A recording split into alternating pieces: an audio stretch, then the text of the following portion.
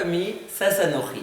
Cette semaine, dans la paracha de Tetzavé, le verset nous enseigne et nous dit Ve'asita mitznefet shesh.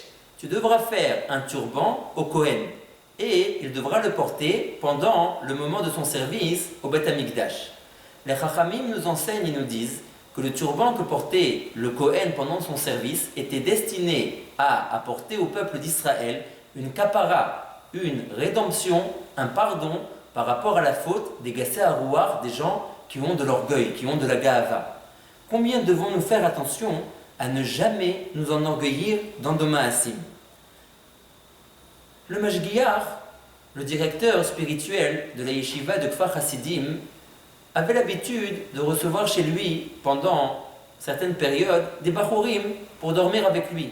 Il avait perdu sa femme et, ne voulant pas dormir seul dans la maison à cause de son âge, il y avait toujours un jeune garçon qui se portait volontaire pour dormir chez le Mashgiach pendant la soirée.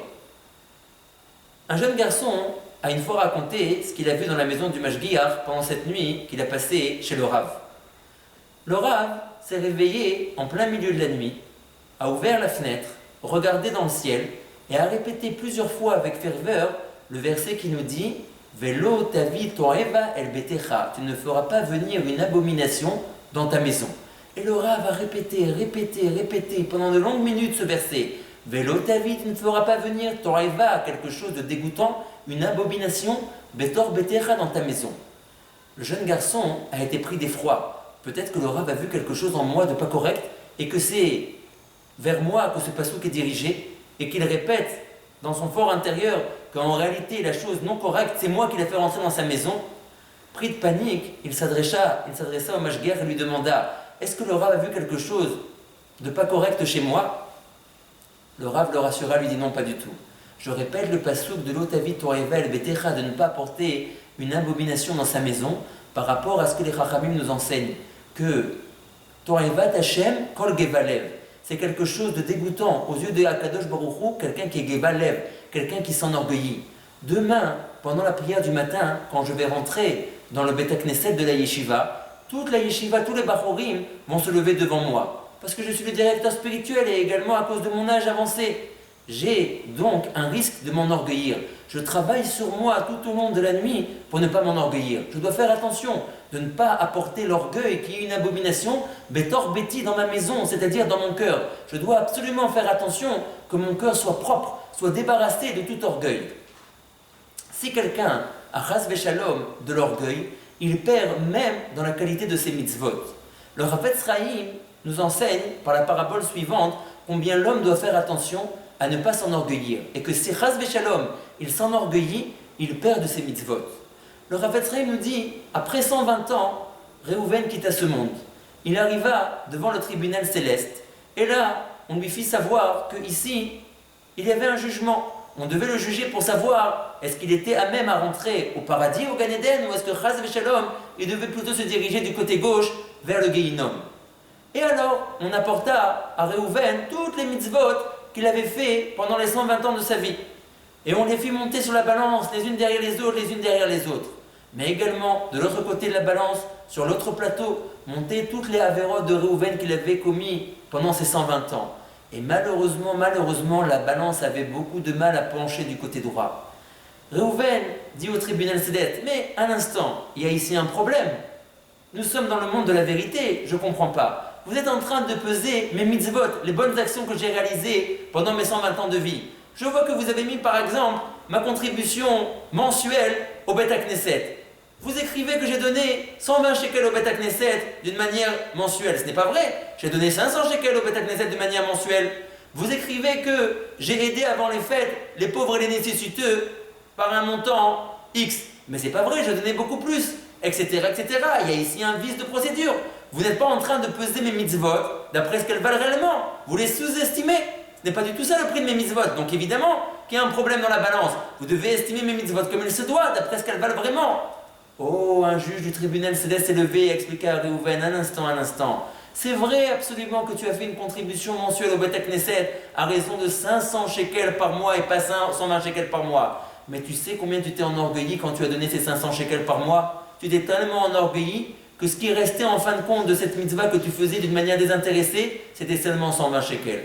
C'est vrai que tu donnais beaucoup d'argent avant les fêtes, pour les pauvres, pour les orphelins, pour les nécessiteux, mais tu sais combien dans ton cœur tu avais de l'orgueil quand tu pensais à toutes ces choses-là. De ce fait, tu as perdu du capital de cette mitzvah-là. Elle ne vaut pas le prix véritable que tu as donné pour elle. Elle vaut en réalité ici, qui est justement un monde de vérité. Dans le monde de vérité, on ne pèse pas simplement d'une manière pécuniaire combien tu as donné pour l'accomplissement des mitzvot. On voit également combien ton cœur était propre, combien il était désintéressé au moment de la mitzvah. Pour peser une mitzvah, nous devons prendre en compte toutes les circonstances qui t'ont amené à accomplir cette mitzvah. Si une des circonstances qui t'ont amené à accomplir la mitzvah, c'était chas v'shalom, l'orgueil, tu perds dans la mitzvah. Elle n'a plus du tout la même force, elle n'a plus du tout le même impact. De ce fait, tu es en train de voir et de comprendre que la balance a beaucoup de mal à pencher du côté droit. Un homme réalise au cours de sa vie des milliers et des milliers de mitzvot. Chas v'shalom, nous devons faire attention à ne pas perdre, même pas un tant soit peu, notre capital de mitzvot. De ce fait, nous devons travailler tout le temps dans notre cœur, dans notre fort intérieur pour faire en sorte que l'orgueil ne nous atteigne jamais, pour faire en sorte que nos mitzvot soient toujours réalisés d'une manière désintéressée. Regardez jusqu'à quel point les tzadikim, quand ils accomplissaient des mitzvot, avaient peur de s'enorgueillir. Le Rav Zouche de Anipoli, qui vivait en Ukraine, fondateur de dynasties chassidiques et de cours chassidiques très connus, devait marier sa fille. Mais le Rav n'avait pas du tout d'argent pour marier sa fille. Il n'avait pas le sou.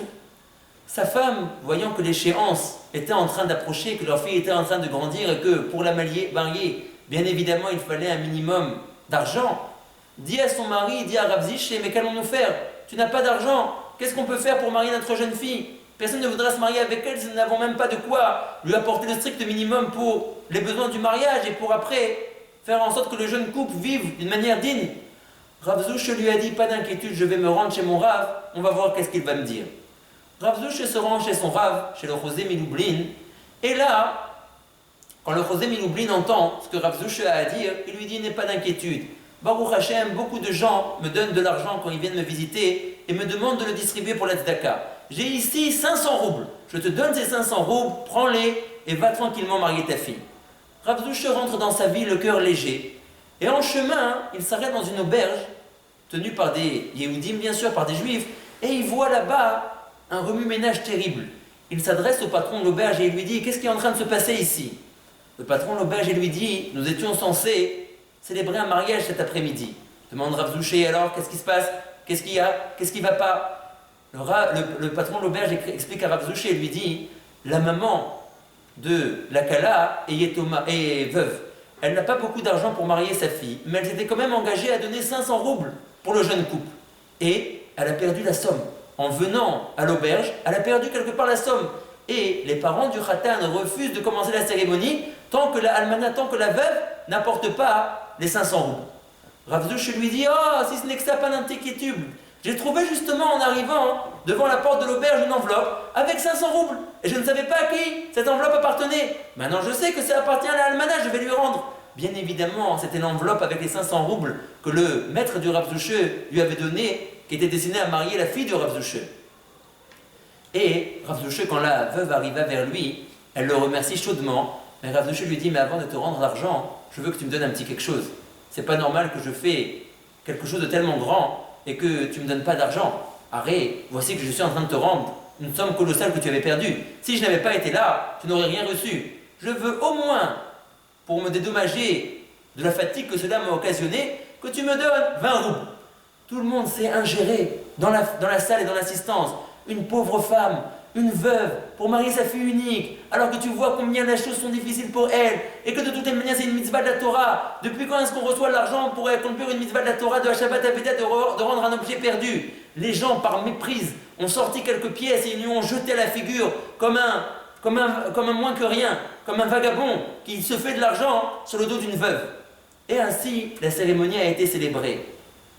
Les gens n'étant pas du tout contents, ils sont partis se plaindre quand ils ont entendu que l'homme qui a commis ce méfait ou ce bienfait en réalité était un disciple du Chosé Miloublin. Ils sont partis s'adresser au Chosé Miloublin et lui ont dit voilà ce que ton Talmid a fait, voilà ce que tes élèves font. Pour accomplir des mitzvahs, ils se font de l'argent sur le dos des veuves. Il a demandé qu'on lui donne un sachar, une récompense pour la fatigue qu'il a eue à ramener l'enveloppe. Le Chosé Miloublin n'en croirait pas ses oreilles.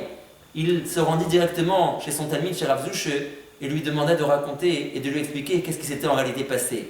Le Talmid raconta alors à son maître que bien évidemment il n'avait pas retrouvé l'enveloppe et l'argent de la veuve et qu'il lui avait donné l'argent que le maître avait destiné pour le mariage de la propre fille de Rav Zouche.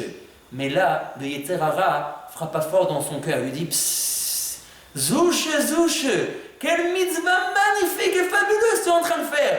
Tu m'as donné l'argent que le Rav avait destiné pour le mariage de ta propre fille, pour cette veuve et qu'elle puisse marier sa fille. Tu t'imagines, Zouche, la mitzvah fantastique que tu es en train de faire. Il n'y a pas ton pareil.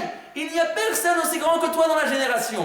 Rav Zouche a dit, j'ai eu peur de m'enorgueillir et de perdre mon sachar de ma mitzvah. C'est pour cela que j'ai voulu que les gens me dénigrent. J'ai voulu faire quelque chose qui montre aux gens que non, je suis en fait quelqu'un de bas. Je suis quelqu'un qui n'en vaut pas la peine. Et c'est pour ça que j'ai demandé de l'argent pour accomplir la mitzvah. Non pas que chas v'shalom, je demande de l'argent pour accomplir une mitzvah, mais je voulais que le Yetzer Hara s'éteigne à l'intérieur de moi et ne pas m'enorgueillir. Quand les gens, de manière méprisable, m'ont jeté ces quelques copecs à la figure, mon Yetzer Hara est complètement descendu. Il m'a montré ce que je valais vraiment et qu'il n'y avait pas du tout de lieu de s'enorgueillir. Si nous voulons que nos mitzvot restent intacts devant le tribunal céleste après 120 ans, faisons attention à chaque moment à ne jamais nous enorgueillir. Shabbat Shalom et à très très bientôt.